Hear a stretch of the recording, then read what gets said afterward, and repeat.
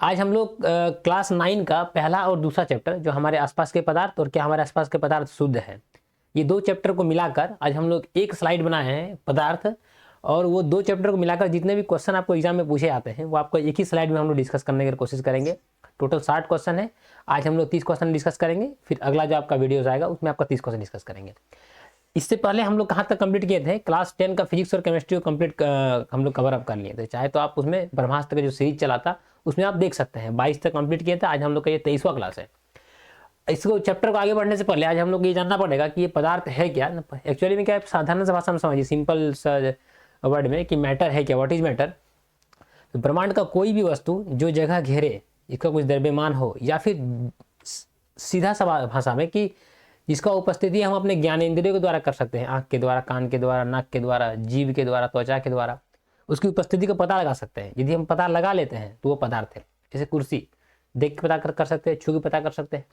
सुगंध, जैसे किसी फूल का सुगंध आ रहा है, हम लोग उसको गंध लेके नाक के द्वारा पता कर सकते हैं। कोई चीज जो हम लोग को दिख रही है, चंद्रमा हम लोग को दिख रही है, तो चंद्रमा हम लोग दिख रहा है मतलब पदार्थ है।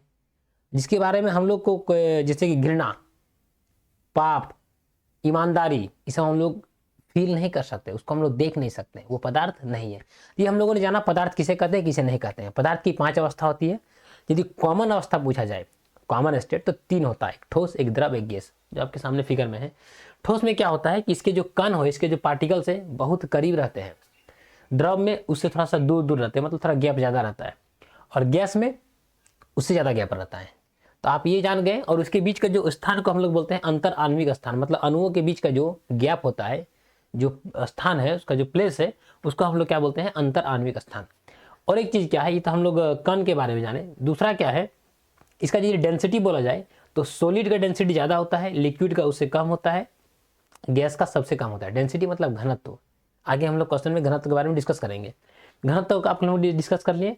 अगला है इंटरमोलिकुलर फोर्स, अंतर आणविक बल। अंतर आणविक बल किसे कहते हैं, जो ये जो कण है, ये जो मॉलिक्यूल्स है, ये जो मॉलिक्यूल्स है, इनके बीच में जो फोर्स लगता है, इस फोर्स को हम लोग इंटरमोलिक्यूल फोर्स बोलते हैं, अंतर आणविक बल बोलते हैं। सबसे ज़्यादा किस में लगेगा, ठोस में। क्यों लगेगा, क्योंकि कण सामने सामने है। जब कण सामने सामने है तो इंटरमोलिकुलर जो फोर्स होता है वो ज़्यादा लगेगा।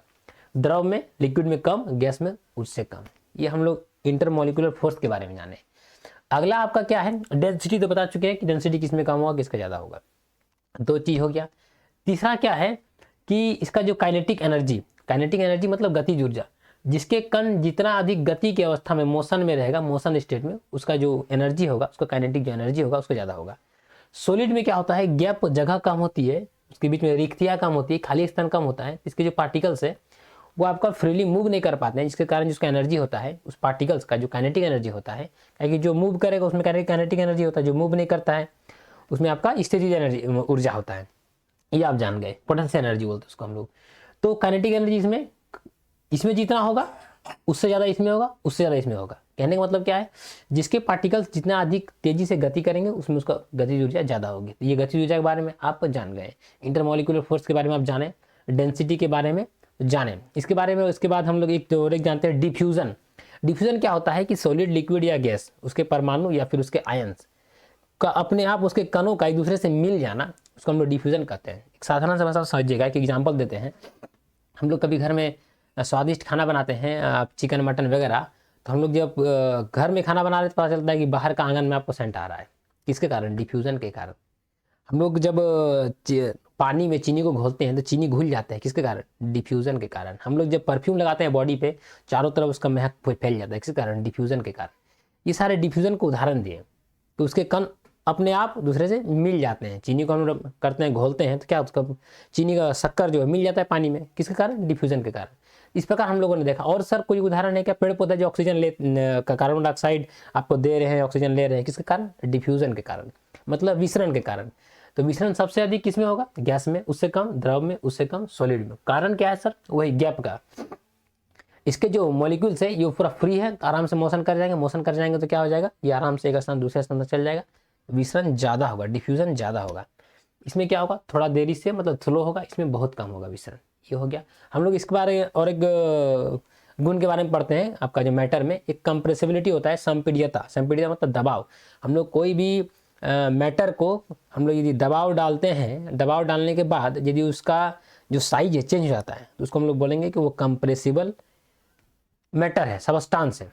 यदि देखिए आप यहाँ पर इसको यदि हम लोग कोई लकड़ी मान के चलिए, एग्जाम्पल में एक लकड़ी वुड है, वुड जो क्या है कि सॉलिड है, तो इसको यदि हम लोग कंप्रेस करेंगे तो इसका आकार, इसका जो साइज है चेंज नहीं होगा, मतलब इसमें कंप्रेसिबिलिटी का क्वालिटी नहीं है।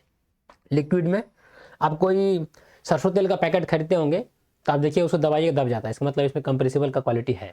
इसमें क्या प्रॉपर्टीज़ है, इसमें क्या है, गैस में, गैस तो सर आराम से हम लोग दबाते हैं बहुत ज़्यादा आपका कंप्रेस हो जाता है, मतलब गैस में जो आपका कंप्रेसिबिलिटी जो प्रॉपर्टीज़ है सबसे ज़्यादा है। ये आप जान गए। कम संपीड़य मतलब नगण्य मान के चलिए जीरो, लिक्विड में थोड़ा संपीड़य ज़्यादा होता है, मतलब संपीड़ियता ज़्यादा होता है, कंप्रेसिबिलिटी ज़्यादा होता है, गैस में सबसे ज़्यादा होता है। इस प्रकार हम लोगों ने इसके प्रॉपर्टीज़ के बारे में जाना, सॉलिड, लिक्विड एंड गैस। एक होता है प्लाज्मा स्टेट, हम लोग आगे डिस्कस करते हैं, इस क्वेश्चन को आगे डील कर लेते हैं कि कौन सा कथन सत्य है, द्रव को गैसों की अपेक्षा आसानी से संपीड़ित किया जा सकता है। किसको, द्रव को, किसकी अपेक्षा, गैसों की अपेक्षा। तो दोनों में हम लोग तीनों में बताइए सबसे आसानी से कंप्रेस किसको किया जाता है, गैस को किया जा सकता है। इसमें क्या बोल रहा है कि द्रव को गैसों की अपेक्षा, मतलब इसको इससे आसानी से कंप्रेस किया सकता है, मतलब ये कथन क्या है, गलत है। पूछा क्या जा रहा है, कौन सा स्टेटमेंट ट्रू है, ये होगा नहीं। गैसों में जो डिफ्यूजन है नहीं होता है, लेकिन गैस में डिफ्यूजन होता है, मतलब ये आपका होगा नहीं। ठोस जो सॉलिड होता है, ठोस पदार्थों की आकृति और उसके आयतन, अच्छा उसका आकृति और आयतन मतलब उसका शेप एंड वॉल्यूम दोनों क्या होता है, फिक्स होता है। किसमें, सॉलिड में। लिक्विड में क्या होता है कि आपका वॉल्यूम सेम होता है, मतलब फिक्स होता है, डिफिनिट होता है, लेकिन उसका साइज को हम लोग चेंज कर सकते हैं। इस वाटर बॉटल आप देखे होंगे, तेल का आप पैकेट देखे होंगे, हम लोग क्या करते हैं, साइज चेंज कर सकते हैं, लेकिन वॉल्यूम आपका 1 लीटर पानी है तो 1 लीटर ही रहेगा। दबा देने से वो 2 लीटर नहीं हो जाएगा, दबा देने से वो 1/2 लीटर नहीं हो जाएगा। मतलब क्या है, वॉल्यूम हम लोग उसको चेंज नहीं कर सकते, लेकिन उसका जो साइज शेप है उसको हम लोग चेंज कर सकते हैं। जिसका मतलब क्या है, शेप अनडिफिनिट है लेकिन उसका वॉल्यूम डिफिनिट होता है। ये समझ गए। तो क्या लिख रहा है इसमें कि ठोस पदार्थों की आकृति और उसका आयतन दोनों चीज होते हैं, मतलब ये आपका सही है। मतलब हम लोग 3 में पढ़ते पढ़ते हम लोग एक मिल चुका है, लेकिन चौथा भी देख लेते हैं। गैस के कणों के बीच जो इंटरमोलिकुलर जो फोर्स है वो ठोस और द्रव की तुलना में अधिक होता है। तो गैस में क्या होता है, इंटरमोलिकुलर फोर्स जो होता है सबसे कम होता है। कारण क्या है, ये उसके पार्टिकल से बहुत दूर दूर होता है। जब बहुत दूर दूर रहेगा तो उसमें क्या होता है, उसका फोर्स कम रहता है। आप एक साधारण सा आपको एक एग्जाम्पल देते हैं, 2 चुंबक को आप जितना सामने लाइएगा उतना यदि फोर्स लगेगा, दूर कीजिए फोर्स आपका कम हो जाएगा। उसी टाइप का आपका इसके मॉलिक्यूल्स के बीच का जो फोर्स होता है उसी टाइप का होता है। जितना दूर जाएगा उसके बीच का जो मॉलिक्यूलर फोर्स रहेगा वो उतना कम होता जाएगा। सामने लाइए, मॉलिक्यूलर फोर्स ज़्यादा होता जाएगा। मॉलिक्यूलर फोर्स कम, इसमें उससे ज़्यादा, इसमें सबसे ज़्यादा मॉलिक्यूलर फोर्स। ये आपने इस क्वेश्चन को देखा, हम लोग डील किए कि ये भी आपका ऑप्शन होगा नहीं। इस प्रकार हम लोग इस क्वेश्चन नंबर 1 को देख लिए क्लियर करके।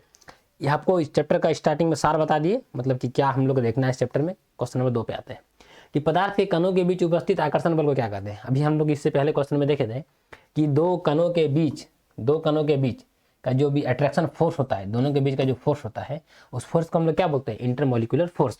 ये था ना, जब क्वेश्चन पूछा गया है दो कणों के बीच में आकर्षण बल को क्या कहते हैं, तो इंटरमोलिकुलर फोर्स। गुरुत्वाकर्षण बल किसको कहते हैं, गुरुत्वाकर्षण बल का जो खोज किया था उन्होंने न्यूटन ने किया था, न्यूटन वैज्ञानिक ने किया था। कब किया था, 1986 में किया था। उन्होंने क्या बताया था कि ब्रह्मांड का कोई भी वस्तु एक दूसरे को अट्रैक्ट करता है। ब्रह्मांड का कोई भी वस्तु हो, चाहे आपका पृथ्वी पर रखा हुआ गाड़ी हो या फिर हम लोग का हाथ में मोबाइल हो, तो मतलब क्या होता है कि यदि हमारा मोबाइल है तो जिस प्रकार हम इसको ये पृथ्वी अट्रैक्ट कर रही है, इस प्रकार मोबाइल भी पृथ्वी को अपनी ओर अट्रैक्ट करती होगी। लेकिन पृथ्वी का जो आपका जो द्रव्यमान ज़्यादा है, मास ज़्यादा है, यही कारण है ये नीचे की ओर जाती है। यदि इसका मास ज़्यादा रहता पृथ्वी के मुकाबले में, किसका, मोबाइल का, तो क्या होता है, पृथ्वी मोबाइल की ओर खींच जाती, ऊपर हो जाती, मतलब खींच लेती। कौन, मोबाइल खींच लेते। लेकिन मोबाइल का क्या होता है कि मोबाइल का द्रव्यमान कम है, यही कारण है कि मोबाइल नीचे गिरती है। ग्रेविटेशन फोर्स आप समझ गए। ग्रेविटेशन फोर्स के कारण याद कीजिए, जो सेब गिरा था उसके कारण ग्रेविटेशन का फोर्स का पता लगा था। वही है कि कोई भी दो कणों के बीच में लगने वाला उस अट्रैक्शन फोर्स को हम लोग क्या कहते हैं, गुरुत्वाकर्षण बल बोलते हैं। ये हम लोग क्लास 9 में जब आगे बढ़ेंगे तब इसके बारे में हम लोग पढ़ेंगे। इसका जो व्यंजक होता है F = G(m1m2/r²). एक्चुअली में होता है क्या कि द्रव्यमान के गुणनफल को समानुपाती और उसके बीच के दूरी के वर्ग के वैध अनुपाती, और ये क्या, ये गुरुत्व नियतांक होता है। इस प्रकार हम लोग ये ग्रेविटेशन का ये आपका व्यंजक है, इसके द्वारा हम लोग ग्रेविटेशन फोर्स निकालते हैं कि दो कणों के बीच में कितना ग्रेविटेशन फोर्स लग रहा है। तो ये हम लोग आगे चर्चा करेंगे इसके बारे में। आगे अंतराणविक बल आपको बता दें, इंटरमोलिकुलर फोर्स क्या होता है।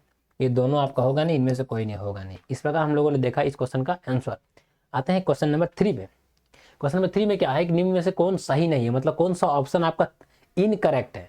इसमें से 4 में 3 आपका सही होगा, 1 इनकरेक्ट होगा। देखते हैं कौन सा इनकरेक्ट है। पदार्थ सूक्ष्म कणों से मिलकर बनाता है। अभी हम लोग फर्स्ट जो क्वेश्चन था इसमें क्या देखे थे कि जो भी आपका जो सबस्टांस है वो किससे छोटे छोटे पार्टिकल से क्या होता है, मिलके बने होते हैं। उसके बीच में क्या होते हैं, छोटे छोटे गैप भी होते हैं। ये हम लोग अभी देख चुके हैं। आगे क्या है, तो पदार्थ सूक्ष्म कणों से मिलकर बना होता है, मतलब ये क्या है, ये सही है, ये ऑप्शन सही है। पदार्थ के कण निरंतर गतिशील रहते हैं हमेशा। जो उसके पार्टिकल्स है, पदार्थ के सॉलिड हो, लिक्विड हो, गैस हो या कोई भी हो आपका, उसमें क्या होता है कि उसके पार्टिकल्स होते हैं वो हमेशा मूवेबल कंडीशन में रहते हैं, मतलब हमेशा गति की अवस्था में रहते हैं। यही कारण है कि उसमें गतिज ऊर्जा पाई जाती है, गतिज ऊर्जा होती है। तो पदार्थ के कण निरंतर गतिशील रहते हैं, ये ऑप्शन भी आपका सही है। ठोस पदार्थ का घनत्व तो द्रव से अधिक होता है, ये भी मैंने आपको बता दिया। डेंसिटी जो होता है, डेंसिटी होता है क्या, एक तो समझ लीजिए कि एक फिक्स आपका वॉल्यूम है, एक फिक्स वॉल्यूम, मान लीजिए 1 मीटर क्यूब है, मान के चलिए, दोनों का, इसका भी और इसका भी। इस फिक्स वॉल्यूम में कोई भी मैटर का कितना द्रव्यमान है या उसके साधारण समझ में कितने उसके कण है, ये सिंपल आपको समझ में आएगा। फिक्स वॉल्यूम में 1 मीटर क्यूब इसका, 1 मीटर क्यूब इसका, दोनों में कण किसका ज्यादा है, इसका ज्यादा है। इसका मतलब इसका जो डेंसिटी है ना, इसके डेंसिटी से ज्यादा होता है। बस इतना समझ लीजिए। साधारण भाषा में और भी इजी समझना चाहेंगे तो जिसका ज्यादा वजन रहेगा, जैसे कि मान के चलिए आप 1 किलो ईंटा लिए, 1 किलो लोहा लिए, दोनों 1 किलो दोनों लिए एक फार्मा में। अब दोनों का देखिएगा कि कौन कम जगह घेरा है। दोनों यदि आप 1 किलो लीजिएगा तो पता चलेगा कि आपका लोहा इतना बड़ा हुआ, और 1 किलो ईंटा लिए पता चलेगा आपका इतना बड़ा हुआ। तो डेंसिटी किसका ज़्यादा हुआ, आपका लोहा का। कहने का मतलब क्या है कि यदि आपका फिक्स वॉल्यूम है, फिक्स वॉल्यूम का मतलब और एक बार समझिएगा कि एक कटोरी में, एक कटोरी आप ले लिए, इतना बड़ा कटोरी, इधर भी एक कटोरी, सेम कटोरी लिए, इसमें एक लोहा डाले, एक में मिट्टी डाले, तो कौन ज़्यादा वजनदार रहेगा। तो आपको पता चलेगा, यदि भर दिए पूरा बर्तन का, वो पूरा भर देना है, पूरा लबालब भर देना है। दूसरा नहीं समझ में आ रहा है आपको, सिंपल सा उदाहरण देते हैं। एक कटोरी इधर लीजिए, दोनों में, एक में आप बालू भर दीजिए पूरा कंप्लीटली, पूरा भर दिए, एक में आप भूसा भर दीजिए, दोनों का देखिएगा कौन ज़्यादा वजन लगेगा। आपको बालू का ज़्यादा लगेगा, मतलब डेंसिटी बालू का ज़्यादा है। दोनों का फिक्स वॉल्यूम था कि ना, दोनों कटोरी सेम था, सेम टू सेम। यदि दोनों का आपका जो वॉल्यूम सेम है, लेकिन दोनों में ज़्यादा कौन वजनदार लगेगा, ये लगेगा, मतलब इसका डेंसिटी ज़्यादा होगा। इसका व्यंजक क्या होता है कि द्रव्यमान प्रति इकाई आयतन, मतलब इसका जो वॉल्यूम होगा इस सब्सटेंस का, वो एक फिक्स 1 मीटर क्यूब एक नियत स्थान पे कितना उसका द्रव्यमान होगा, उसको हम लोग क्या कहते हैं, डेंसिटी कहते हैं, घनत्व कहते हैं। ये आप समझ गए कि कितने उसके कण हैं उस फिक्स वॉल्यूम पे, उसका डेंसिटी ज़्यादा होगा, ये आप समझ गए। तो ठोस का क्या होता है, ज़्यादा होता है। कैसे आप जान रहे हैं, आप देखिए यहाँ पर एक क्वेश्चन पे, इसमें देखिए तीनों का देखिए शेप सेम है ना, किसमें जो सबसे ज़्यादा पार्टिकल्स है, इसमें है। जब इसमें ज़्यादा पार्टिकल्स है, इसका मतलब क्या है कि इसका डेंसिटी ज़्यादा है, मतलब ठोस का डेंसिटी ज़्यादा है। ये आप समझ गए। तो ठोस का जो पदार्थ का घनत्व है वो द्रव से अधिक होता है, मतलब ये सही है। ठोस पदार्थ का संपीड्यता मतलब कंप्रेसिबिलिटी द्रव से अधिक होता है, नहीं, द्रव का ज़्यादा होता है, गैस का और ज़्यादा होता है। लेकिन आपका ठोस का जो कंप्रेसिबिलिटी का जो प्रॉपर्टीज है वो नगण्य होता है, लगभग 0 के बराबर। यही कारण है कि लकड़ी हो गया, ईंटा हो गया, लोहा हो गया, उसको हम लोग कंप्रेस करके उसका साइज को हम लोग जल्दी बदल नहीं सकते हैं। होता है, ऐसा बात नहीं कि सर लोहा को तो हम लोग पीट कर सकते हैं, हाँ बहुत ज़्यादा फोर्स दीजिएगा तो हो ही जाएगा। लेकिन द्रव में क्या हम लोग आसानी से कर सकते हैं, गैस में और भी आसानी से कर सकते हैं फ्रीली। तो इस प्रकार हम लोग क्या जाने कि संपीड्यता द्रव से अधिक ठोस का नहीं होता है, मतलब ये ऑप्शन आपका गलत है। ये हम लोग डी मिट्टी लगा के आते हैं अगले क्वेश्चन पे। अगला क्वेश्चन आपका क्या है कि बर्फ का एक टुकड़ा जल की सतह पर तैरता है। आप देखे होंगे कि समुद्र में या कोई मूवी में कि जो आप टाइटैनिक जो घटना हुआ था वो एक आइसबर्ग के से टकराने के कारण। सोच लीजिए कि पानी में तैर रहा था बहुत बड़ा आइसबर्ग, उससे फिर टकराया, फिर टाइटैनिक की घटना हुई थी, हम लोग ये जानते हैं। सोचिए कि बर्फ पानी में तैर रहा है, कारण क्या है कि बर्फ का जो डेंसिटी है, उसका घनत्व है, वो आपका पानी की अपेक्षा कम है। जब डेंसिटी कम है तो क्या होगा, तैरने लगेगा। जिसका डेंसिटी कम वो पानी पे तैरेगा, जिसका डेंसिटी ज़्यादा वो डूब जाएगा। तो पानी में तैर रहा है कौन, बर्फ, आइस आपका तैर रहा है, फ्लोट कर रहा है, कारण क्या है, उसका डेंसिटी कम है। अब देखते हैं, यह जल से भारी होता है, जल से भारी रहेगा तो डूब जाएगा, मतलब ऑप्शन आपका होगा नहीं। बर्फ और जल का घनत्व समान होता है, जब समान होगा तो आपका देखिए जब समान रहेगा ना तो ये पूरा तैरेगा नहीं और पूरा डूबेगा नहीं, समान में, याद रखिएगा। बर्फ का घनत्व तो जल से अधिक होता है, बर्फ का जो घनत्व है वो जल से अधिक होता है, ज़्यादा रहेगा तो डूब जाता, ज़्यादा रहेगा तो क्या होता है, डूब जाती है। ऑप्शन आपका होगा नहीं। बर्फ का घनत्व जल से घनत्व से कम होता है, कम होने के कारण वो क्या करता है, वो जो आइस है वो फ्लोट करता है। क्या करता है, फ्लोट करता है। आप कभी देखे होंगे ना कि समुद्र में जो ये पानी है, इस पानी में आपका एक आइस बर्ग या फिर कोई बर्फ का टुकड़ा कभी आप डाल के देखिएगा तो क्या करता है, वो फ्लोट करने लगता है, वो तैरने लगता है। कारण क्या है, बर्फ का जो आपका डेंसिटी है वो पानी के डेंसिटी से कम होता है, यही कारण है वो फ्लोट करता है। लेकिन आप लोहे का कील को डाल के देखिए वो डूब जाएगा, काहे कि उसका डेंसिटी ज़्यादा होता है पानी का अपेक्षा। दाब के प्रभाव से पदार्थ का जो वॉल्यूम है कम होने की क्रिया को क्या कहते हैं, मतलब कोई भी सबस्टांस है, उसको हम लोग फोर्स लगा रहे हैं, उसमें हम लोग प्रेशर लगा रहे हैं, तो प्रेशर लगाने से उसका जो वॉल्यूम है उसके कम होने की क्रिया क्या कहते हैं। आप समझिएगा एक चीज़ कि हम लोग जो घर में जो गैस यूज़ करते हैं, सिलेंडर जो यूज़ करते हैं, वो क्या रहता है, वो लिक्विफाइड पेट्रोलियम गैस रहता है, द्रवीभूत पेट्रोलियम गैस रहता है। उसको क्या करते हैं कि हम लोग बहुत अधिक फोर्स में, प्रेशर में डाल के उसको लिक्विड फॉर्म में कर देते हैं। वो रहता है क्या है, वो गैस फॉर्म में रहता है। एलपीजी नाम क्यों देगा, लिक्विफाइड पेट्रोलियम गैस। वो होता है गैस, लेकिन उसको लिक्विफाई किया जाता है। कैसे लिक्विफाई किया जाता है, उसको प्रेशर डाल के। प्रेशर डाल के कैसे करेंगे सर, मान लीजिए गैस है, गैस में क्या होगा, पार्टिकल्स आपको दूर दूर दबाते जाएंगे तो पार्टिकल्स क्या है, सामने आ जाएंगे, और दबाते जाएंगे पार्टिकल्स क्या आ जाएंगे, और सामने आ जाएंगे। तो उसी प्रकार जब हम लोग कंप्रेस करते हैं तो पार्टिकल सामने आ जाते हैं। इसका मतलब क्या है सर, गैस का जो पार्टिकल्स को हम लोग कंप्रेस करेंगे तो द्रव बन जाएगा। यस, यही कारण है। तो कि एलपीजी जो हम लोग घर में यूज़ करते हैं उसको जब हम लोग कंप्रेस करते हैं तो वो लिक्विड फॉर्म में आ जाता है। तो वो गैस किस फॉर्म में आ गया, लिक्विड फॉर्म में, इसलिए उसका नाम हो गया लिक्विफाइड पेट्रोलियम गैस। ये आप समझ गए। तो क्या करते हैं हम लोग, कंप्रेस करके उसके वॉल्यूम को कम कर देते हैं। सर और यदि कंप्रेस करेंगे तो फिर वो सॉलिड फॉर्म में आ जाएगा। इस प्रकार हम लोग देखें कि कैसे हम लोग कंप्रेस करने से वॉल्यूम को कम कर सकते हैं। तो क्या लिख रहा है कि दाब के प्रभाव से पदार्थ का वॉल्यूम कम होने की क्रिया क्या कहते हैं, कंप्रेसिबिलिटी। मतलब क्या, संपीड्यता, हिंदी से क्या बोलते हैं, संपीड्यता। समझ गए आपको। तो ये आपका क्या हो, संपीड्यता। घनत्व आपको बता दिए ये क्या होता है, ये आपका होगा नहीं। विसरण भी आपको, डिफ्यूजन आपको स्टार्टिंग बता दिया, आपका होगा नहीं। संघनन क्या होता था, कंडेंसेशन समझाते हैं कि जब हम लोग बादल बनते देखे होंगे कि बादल बना हुआ है आपका आसमान में, समुद्र का पानी, तालाब का पानी, कुआं का पानी, या पर कहीं कहीं पर भी जहाँ पर पानी आपका जमा है, वो क्या होता है, सूर्य की रोशनी के कारण क्वथनांक से कम तापमान पे। क्वथनांक से कम तापमान मतलब क्या होता है, क्वथनांक आपका 100 डिग्री सेल्सियस होता है पानी का, 100 डिग्री सेल्सियस से कम तापमान पे। तो सर कितना, कोई भी तापमान हो सकता है, वो चाहे 1 डिग्री, 2 डिग्री, 3 डिग्री, 4 डिग्री। जो आपका जो वाष्पन होता है, वाष्पीकरण की क्रिया होती है, इवापोरेशन की जो क्रिया होती है, वो आपका किसी भी तापमान पर होता है। उसके लिए कोई फिक्स टेम्परेचर नहीं है। वो 1 डिग्री, 2 डिग्री, 3 डिग्री से लेकर 99 डिग्री तक भी होता है किसी भी टेम्परेचर पे। लेकिन क्वथनांक से ऊपर के तापमान पे वो वाष्पन नहीं होता है, वो आपका उबलना शुरू हो जाता है। तो क्या होता है कि जो द्रव है, द्रव जो है वो क्या होता है कि सूर्य की रोशनी के कारण उस रोशनी को पाकर वो वाष्प में बदल जाता है। ये क्रिया वाष्पीकरण कहलाता है। द्रव अवस्था में रहता है लेकिन बदल किस में गया, वाष्प में। गैस का बात नहीं कर रहा हूँ, वाष्प का बात कर रहा हूँ। तो वाष्प में बदल गया, उसको कहते हैं वाष्पीकरण। और फिर जब सर वाष्प में तो बन गया, वाष्प तो बन गया, अब जब वो ठंडा हो जाएगा तो फिर बादल बन के फिर बारिश के रूप में हम लोग बरसते हुए देखते हैं। ये हम लोग देखे हैं। संघनन क्या है, कभी आप लोग पानी बर्तन में पानी उबाले होंगे, चावल बनाए होंगे, तो आप देखिएगा कि गैस उठता है। जब गैस उठता है, ऊपर में थाली रख दिए तो पानी भी जमा होता है। तो क्या होता है कि जब ये नीचे तो बहुत अधिक टेम्परेचर है, चूल्हा में चढ़ा हुआ है, गैस में चढ़ा हुआ है, जब ये भाप बन के ऊपर जाता है, कौन, वो द्रव के कण, आगे तो द्रव थे, उष्मा दिए, क्या बन गया, गैस। गैस बन के ऊपर गया, ऊपर में जब ठंडक मिलता है तो ठंडक मिलेगा तो क्या हो जाएगा, वो गैस के कण फिर द्रव अवस्था में आ जाता है। गैस के कण किस अवस्था में आ जाते हैं, द्रव अवस्था में आ जाता है। इसी क्रिया को हम लोग कंडेंसेशन कहते हैं, संघनन कहते हैं हिंदी से। तो ये हम लोग संघनन जान गए कि संघनन क्या होता है।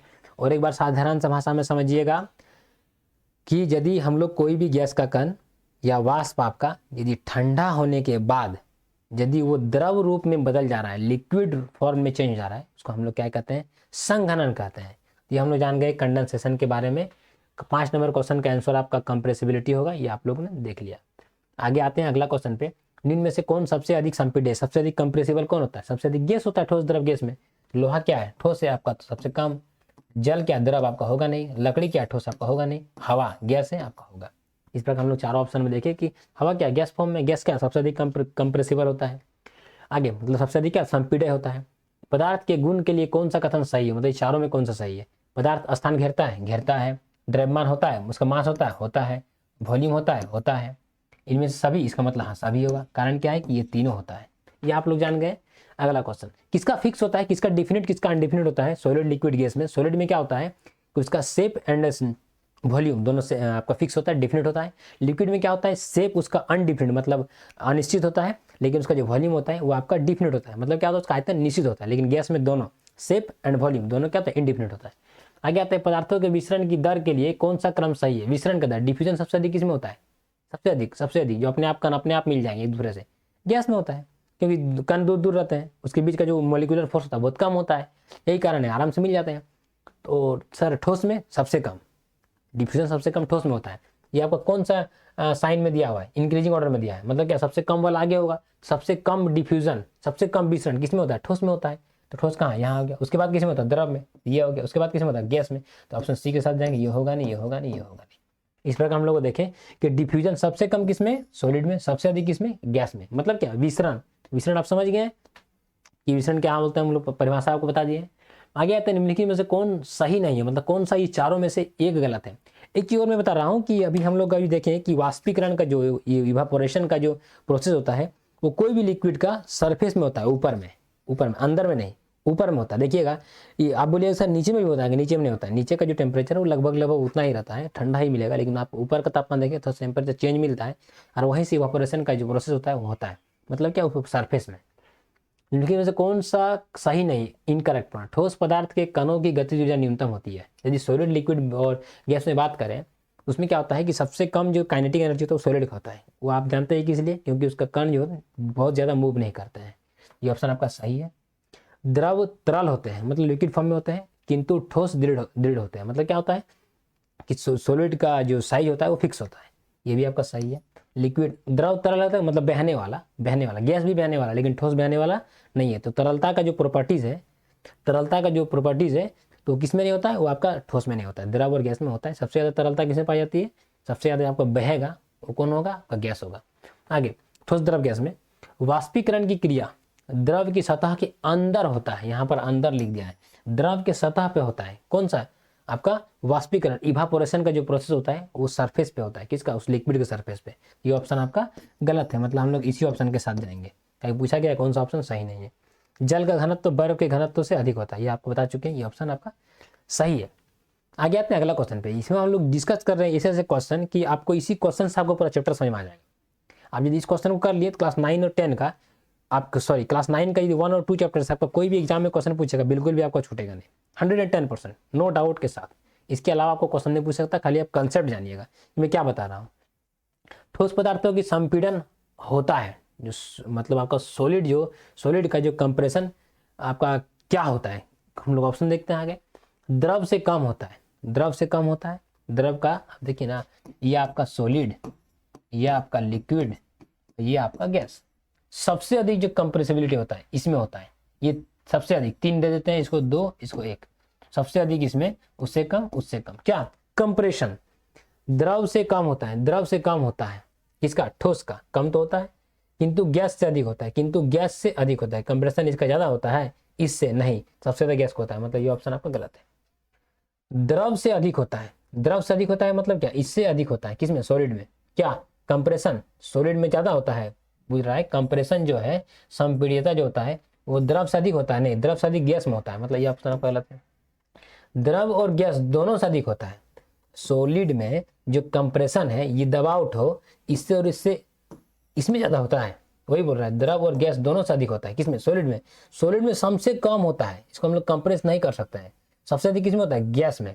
द्रव और गैस दोनों से कम होता है, मतलब ये ऑप्शन आपका सही है। क्या? कंप्रेशन सबसे कम किसमें होता है? सॉलिड में होता है। आते हैं अगले क्वेश्चन पे। दाब बढ़ाने पर किसी द्रव का क्वथनांक क्या होता है? देखिए दाब क्या होता है, कोई भी चीज आप समझिएगा, किसी में हम लोग प्रेशर लगाते हैं, दाब होता है कि सबसे पहले समझिए, कोई एक फिक्स एरिया पे 1 मीटर स्क्वायर आप पकड़ लीजिए, उस पर जो ऊपर से हम लोग प्रेशर लगाते हैं दैट इज कॉल्ड दाब। मतलब प्रति एकांक क्षेत्रफल पर लगने वाले बल को, जो फोर्स लगाते हैं ना, उसको हम लोग दाब कहते हैं, प्रेशर कहते हैं। अब आप समझिए, कोई भी चीज़ जब उबलता है, कोई पानी है आपका बर्तन में रखा हुआ है, वो आपका उबल रहा है, बॉयल हो रहा है, तो बॉयल होने से क्या होता है, जो लिक्विड के जो मॉलिक्यूल्स हैं वो आपका गैसियस मॉलिक्यूल्स में चेंज हो जाते हैं। यदि ऊपर का, यदि आप सबसे पहले आप इसको एक लिक्विड समझ लीजिए, यदि एक पानी है, इसमें पानी है, ठीक है, इसको हीट दे रहे हैं, इसको क्या दे रहे हैं? हीट दे रहे हैं। जब हीट देंगे तो क्या ये फटाक के गैस बनना शुरू हो जाएंगे? नहीं, आगे इसके मॉलिक्यूल्स जो है, इसके मॉलिक्यूल्स हीट लेने से वो गर्म होंगे। जब गर्म होंगे मतलब ये एनर्जी लेगा, एनर्जी लेने के बाद फिर अभी और एनर्जी देंगे और देते देते फिर इसको एनर्जी और मिलेगा। ऊपर से क्या मिल रहा है? ऊपर से आपका एक प्रेशर मिल रहा है। कौन सा pressure? Atmospheric pressure. Atmospheric pressure के कारण अभी तक ये गैस में बदला नहीं। जब इसमें एटमॉस्फेरिक प्रेशर को पार कर जाएगा, कौन सा? इनके बीच का जो एनर्जी, इनके जो पार्टिकल्स, इनके जो मॉलिक्यूल्स में जो एनर्जी है, हम लोग ये हीट देते जाएंगे, इसका एनर्जी बढ़ता जाएगा। जब इसका एनर्जी बढ़ता जाएगा तो एक ऐसा क्षण आएगा जब इसका एटमॉस्फेरिक प्रेशर, वायुमंडलीय दाब, इस द्रव को दबा के रखा है, जब इसको पार कर जाएगा कौन? इसका एनर्जी, तब क्या होगा? इस लिक्विड का जो मॉलिक्यूल्स है वो गैसियस मॉलिक्यूल्स में चेंज हो जाएंगे, गैसियस मॉलिक्यूल्स में चेंज हो जाएंगे और इस प्रकार गैस बनने लगेगा। क्या ये लिक्विड का कौन सा फॉर्म में चेंज हो जाएगा? गैस फॉर्म में चेंज हो जाएगा। ये हम लोग क्या देखें कि दाब बढ़ाने से मतलब कैसे वो जो आप अभी तक हम लोग दाब वाला देखें एटमॉस्फेरिक प्रेशर वाला में।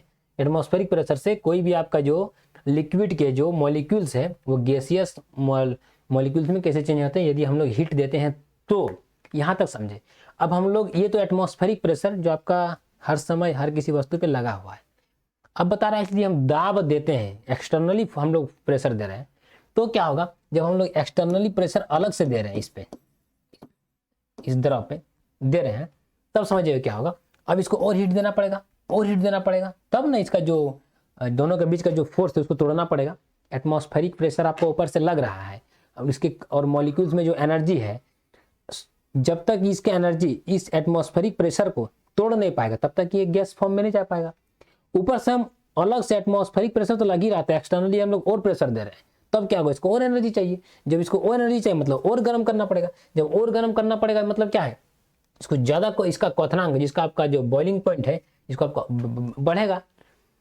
उस टेम्परेचर पर तो पार करना पड़ेगा, क्योंकि वो एटमॉस्फेरिक प्रेशर को झेलने के लिए जानता है कि हमको 100 डिग्री टेम्परेचर आएगा तो हम पार कर जाएंगे।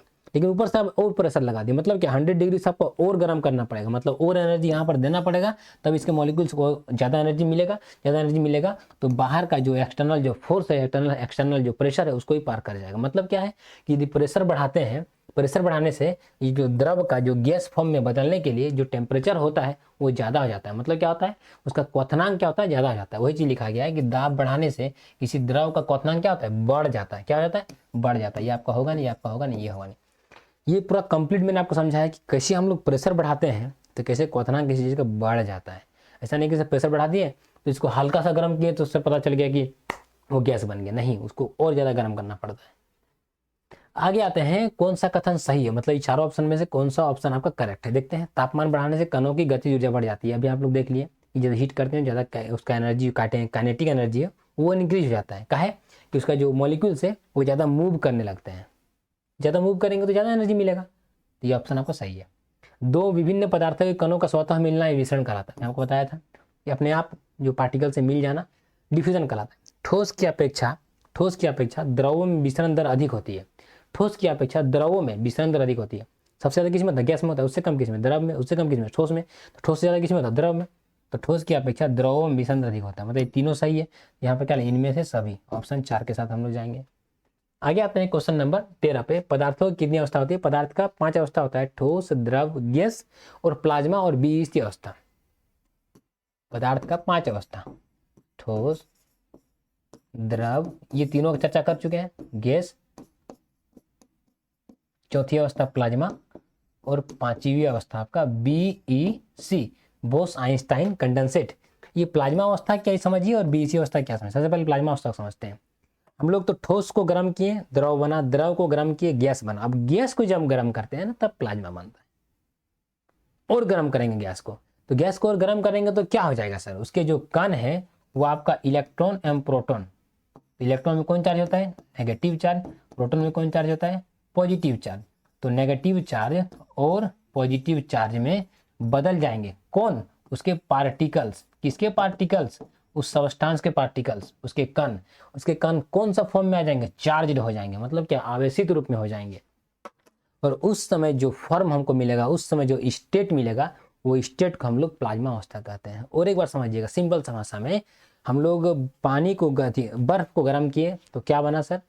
द्रव बना। मतलब बर्फ को गर्म किए द्रव बना पीने लायक, फिर उसको गर्म किए क्या बन गया गैस, और फिर उसको और गर्म किए, उसी बर्तन में रख के उसको और गर्म किए और गर्म किए और गर्म किए, तो उसके जो पार्टिकल्स हैं वो इलेक्ट्रॉन्स एंड प्रोटॉन्स में टूट जाएंगे। जब टूट जाएंगे तो उसमें कौन सा चार्ज होता है, इलेक्ट्रॉन में नेगेटिव एंड पॉजिटिव चार्ज। मतलब क्या है, उसके पार्टिकल्स चार्ज हो जाएंगे, और जो चार्ज हो जाएंगे उस समय जो फॉर्म होगा, उस समय जो स्टेट होगा, पदार्थ की जो अवस्था होगी वो चौथी अवस्था होती है, और पदार्थ की वो प्लाज्मा अवस्था कहलाती है। प्लाज्मा अवस्था ही आपका सूर्य में जो एनर्जी का जो कारण है ना, वो प्लाज्मा अवस्था का कारण है। इतना अधिक एनर्जी देते हैं कि वो गैस फॉर्म से आपका प्लाज्मा फॉर्म में चला जाता है। तारों में जो आपका एनर्जी जो है वो प्लाज्मा के कारण है। और सर एक साधारण सा एग्जांपल दीजिए, हमारे घर में जो पीला बल्ब आप देखे हैं, पीला बल्ब जो देखते हैं वो भी, उसमें भी आपका आवेशित कण रहते हैं, उसमें भी आपका प्लाज्मा अवस्था रहता है। प्लाज्मा आप टीवी भी देखे होंगे, प्लाज्मा टीवी में भी आपका प्लाज्मा अवस्था ही होता है। तो हम लोग ये जानेंगे प्लाज्मा अवस्था। बीसी क्या है सर, बीसी क्या, देखिए आप तो ये गर्म करने वाला में समझ गए, आप ठंडा करते हैं, प्लाज्मा को ठंडा किया, प्लाज्मा अवस्था को, तो गैस बना, गैस को ठंडा किया ठोस बना, ठोस को ठंडा किया ऐसे द्रव बना, द्रव को ठंडा किया ठोस बना, ठोस को अब वो ठंडा करते जाएंगे, वो ठंडा करते जाएंगे तो एक परम शून्य ताप आएगा जिसको हम लोग 0 केल्विन बोलते हैं। क्या बोलते हैं, 0 केल्विन, या -273 डिग्री 273.15 डिग्री सेल्सियस होता है। ठीक है, इस तापमान तक हम ठंडा करेंगे तो जो अवस्था मिलेगी उसको हम लोग बीईसी अवस्था बोलते हैं, बोस आइंस्टाइन कंडेंसेट। ये सबसे पहले ये आपका इंटरनेशनल स्पेस स्टेशन में ISS में इसको इस अवस्था को बनाया गया था। पृथ्वी पर इसका अवस्था को बनाना संभव नहीं है। इसको क्या किया था, रूबिडियम से इसको इस अवस्था से प्राप्त किया गया था, रूबिडियम धातु का प्रयोग करके लेजर तकनीक से इसको बनाया गया था। कैसे बनाया गया था आपको समझा दिए, को ठंडा करते जाता है तो इस तापमान पे आने पे वो जो अवस्था मिलती है वो अवस्था क्या होता है, हम लोग बीसी अवस्था बोलते हैं। ये अवस्था हम लोग पृथ्वी पे सिंपल नहीं कर सकते हैं। कारण क्या है कि इससे थोड़ा सा आपको हम लोग पृथ्वी पे लाएंगे तो आपको हीट आ जाएगा। लेकिन 0 डिग्री सेल्सियस पे क्या होता है, जम जाता है। सोच लीजिए 0 डिग्री से कितना नीचे, 0 डिग्री सेल्सियस पे 0 केल्विन की बात कर रहे हैं, -273 डिग्री सेल्सियस, उस तापमान पे ठंडा करेंगे, पॉसिबल नहीं पृथ्वी पे। तो इस प्रकार हम लोग देख लिए पदार्थ का 5 अवस्था। आगे आते हैं अगला क्वेश्चन पे, निम्नलिखित से कौन सा पदार्थ का गुण नहीं, कौन सा प्रॉपर्टीज नहीं है। घनत्व होता है, संपीड़ित कंप्रेसिबिलिटी होता है, तरंगदैर्घ्य नहीं होता है, डिफ्यूजन होता है। इस पर हम लोग देखें कौन सा होता है कौन सा नहीं होता है। 3 चीज तो आप जानते हैं, आप वेवलेंथ के बारे में नहीं जानते हैं। वेवलेंथ आप समझिएगा, कोई भी जो आपका वेव होता है, कोई भी जो वेव होता है वो इस प्रकार मोशन करता है। इसका जो ऊपर का जो दो आपका क्रेस्ट है, क्रेस्ट आप जानते हैं जो आपका ऊपर वाला बोलते हैं, नीचे वाला ट्रो बोलते हैं। अभी हम लोग कभी साउंड चैप्टर पढ़ेंगे तो आप लोग के साथ अच्छा डिस्कस करेंगे कि होता है क्या। ये जो 2 क्रेस्ट है, बीच का जो डिस्टेंस है, इसको हम लोग क्या बोलते हैं, तरंगदैर्घ्य बोलते हैं। क्या बोलते हैं, तरंगदैर्घ्य। इसको हम लोग ऐसे लैम्डा से दिखाते हैं, लैम्डा ऐसे साइन होता है, लैम्डा।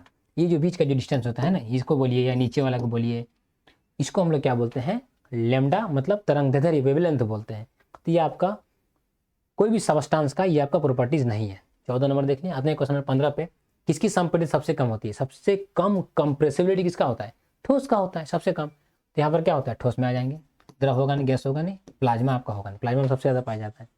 इस पर हम लोग देखें क्वेश्चन नंबर 16 पे आते हैं, कौन सा कथन सत्य है, जल पदार्थ की तीनों अवस्था में रह सकता है। हाँ, कारण क्या है सर, कि आप देखिएगा ठोस, बर्फ भी देखे होंगे, उससे पानी बना सकते हैं, गैस भी बना सकता है। मतलब जल जो है, जल पदार्थ की तीनों अवस्था में, सॉलिड, लिक्विड एंड गैस, तीनों में। ये आपका सही है।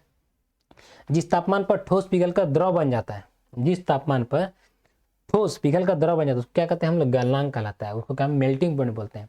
ठोस मतलब क्या, आपका बर्फ में समझ लीजिए, बर्फ जिस तापमान पर लिक्विड फॉर्म में बन जाएगा, पानी बन जाएगा, वो जो टेम्परेचर होता है उसको हम लोग क्या कहते हैं, मेल्टिंग पॉइंट। किसी ठोस के गलने की प्रक्रिया में तापमान समान रहता है। याद रखिएगा, कोई भी ठोस आपका बर्फ पिघल रहा है, ये आपका बर्फ है, ठीक है, इसको हीट दिए, अब क्या बन जाएगा, ये धीरे धीरे लिक्विड बन रहा है। तो उस समय जो इसका ठोस मतलब सॉलिड टू लिक्विड जो बनने के प्रोसेस में, उस क्रम में जो टेम्परेचर क्या होता है वो बदलता नहीं है। आप यहाँ का तापमान मापिएगा 0 डिग्री सेल्सियस मिलेगा, यहाँ का तापमान मापिएगा 0 डिग्री सेल्सियस मिलेगा। तापमान बिल्कुल भी बदलता नहीं है। हम लोग इस प्रकार देखें कि तीनों सही है, तो हम लोग इस पे ऑप्शन नंबर डी पे जाएंगे। आते हैं हम लोग क्वेश्चन नंबर, पदार्थ के कण, पार्टिकल्स ऑफ मेटल। ऑप्शन देखते हैं, अति सूक्ष्म होते हैं, बहुत छोटे छोटे उसके पार्टिकल्स होते हैं, अल्ट्रा माइक्रोस्कोपिक बहुत छोटे होते हैं, मतलब ये सही है। गतिज ऊर्जा युक्त होते हैं, मतलब क्या है उसमें काइनेटिक एनर्जी होता है। कारण क्या है, उसके जो पार्टिकल्स हैं हमेशा मूवेबल कंडीशन में रहते हैं, हमेशा चलते रहते हैं। जब चलते रहेंगे तो उसमें आपका गतिज ऊर्जा होगा, मतलब काइनेटिक एनर्जी होगा। जो चलता है, जो मूव कंडीशन में जिसमें गति होती है, जिसमें, तो उसमें क्या होगा, काइनेटिक एनर्जी होगा। याद रखिएगा उसका फॉर्मूला क्या होता है, उसका फॉर्मूला काइनेटिक एनर्जी वाला याद रखिएगा, ½ mv²। किसका सर, काइनेटिक एनर्जी का। यदि पोटेंशियल एनर्जी की बात करें, जब कोई भी, जैसे कोई गाड़ी खड़ा है उस समय उस कंडीशन में उसमें कौन सा एनर्जी है, उस एनर्जी को हम लोग बोलते हैं स्थितिज ऊर्जा या पोटेंशियल एनर्जी। उसका फॉर्मूला होता है mgh। ये हम लोग जान गए काइनेटिक एनर्जी और पोटेंशियल एनर्जी के बारे में थोड़ा सा जाने। तो गतिज ऊर्जा युक्त होते हैं, ये आप समझ गए, एक दूसरे को अट्रैक्ट करते हैं, उसके जो पार्टिकल्स हैं एक दूसरे को अट्रैक्ट करते हैं। याद रखिएगा, सॉलिड हो, लिक्विड हो, गैस हो, प्लाज्मा हो या कोई भी हो, कोई भी स्टेट में आपका जो पार्टिकल्स है वो आपका एक दूसरे को, जो पार्टिकल्स है एक दूसरे को अट्रैक्ट करते हैं। ये भी आपका सही है, मतलब इसमें क्या हो जाएगा, इनमें से सभी। तो इस प्रकार हम लोग देखें, आते हैं अगला क्वेश्चन पे। किसी ठोस पदार्थ का सीधे वाष्प में बदल जाना, ये सॉलिड सबस्टांस है मान के चलिए, डायरेक्ट किसमें बन जाना, गैस बन जाना। ये जो प्रोसेस है, इस प्रोसेस को हम लोग कहते हैं सब्लिमेशन। याद रखिए, बहुत बार ये क्वेश्चन पूछता है एग्जाम में। सब्लिमेशन हिंदी से क्या बोलते हैं, उधर्वपातन। उदाहरण दीजिए सर, एक कपूर मान लीजिए, क्या मान लीजिए, कपूर। तो कपूर जब हम लोग जलाते हैं तो क्या होता है, कपूर को आप देखिए कभी पिघलते हुए नहीं दिखेगा। थाली में आप ध्यान दीजिएगा तो कपूर आपको पिघलता हुआ नहीं दिखेगा। क्या बन जाता है सर, वो डायरेक्ट गैस बन जाता है। क्या बन जाता है, डायरेक्ट गैस बन जाता है। ये जो प्रोसेस जो होता है ना, ठोस से डायरेक्ट गैस में बदलना, इसको हम लोग सब्लिमेशन कहते हैं या उधर्वपातन कहते हैं। सर और भी कोई है क्या, हाँ, आपका ये एंथ्रासिन हो गया, अमोनियम क्लोराइड हो गया, वो क्या होता है, डायरेक्ट नेपथलीन का गोली हो गया जो हम लोग कपड़ों में देते हैं। तो क्या होता है, direct solid to direct gas. बीच में तो लिक्विड आना चाहिए था लेकिन लिक्विड फॉर्म में नहीं आता है। उस प्रोसेस को क्या बोलते हैं, सब्लिमेशन। तो ये वाष्पन आपको हम समझा चुके थे, ये आपको बताएंगे नहीं। तो ठोस से वाष्प में बदलना क्या होता है, ठोस से सीधे वाष्प में बदलना, मतलब गैस में, या गैस समझ लीजिएगा। तो ये आपका क्या हो जाएगा, उधर्वपातन। संघनन आपको बता चुके हैं, अब बॉइलिंग भी आपको बता चुके हैं। ये 3 ऑप्शन आपका होगा, नहीं एक ऑप्शन आपका होगा। आगे देखिए, हम लोग धीरे धीरे एक एक क्वेश्चन में हम लोग ये चीज देख रहे हैं कि ऑप्शन क्यों नहीं हो रहा है, अगला आंसर जो हो रहा है वो क्यों हो रहा है, ये ज्यादा जरूरी है। सिर्फ आप ऑप्शन में, 4 ऑप्शन में खाली आप जानिएगा ये क्यों हो रहा है, तो आप खाली उतना ही जानिएगा कि ये क्यों हो रहा है। लेकिन 3 ऑप्शन क्यों नहीं हो रहा है तो आपको पता चल जाएगा कि ये क्यों नहीं हो रहा है। इससे आपको ज्यादा नॉलेज गेन करने में आपको मदद मिलेगा और क्वेश्चन को आप बहुत अच्छे तरीके से जान पाइएगा। आप एग्जाम में आप बेटर परफॉर्म कर पाइएगा। आगे आते हैं, कौन सा कथन साहित्य, मतलब चारों स्टेटमेंट, 3 स्टेटमेंट है, इसमें कौन सा साहित्य पूछा जा रहा है। द्रव से गैस में बदलना वाष्पीकरण कहलाता है, गैस से द्रव में बदलना संघनन कहलाता है। यहाँ के लिए क्या लिख रहा है, द्रव से गैस में, द्रव से गैस में बदलना वाष्पीकरण नहीं, उसको द्रव, इसका स्टेटमेंट जो आपका जो है, जो आपका करेक्ट जो स्टेटमेंट होगा, द्रव से वाष्प में बदलना, उसको वाष्पीकरण कहते हैं। द्रव से यदि गैस में बदल रहा है उसको उबलना कहते हैं।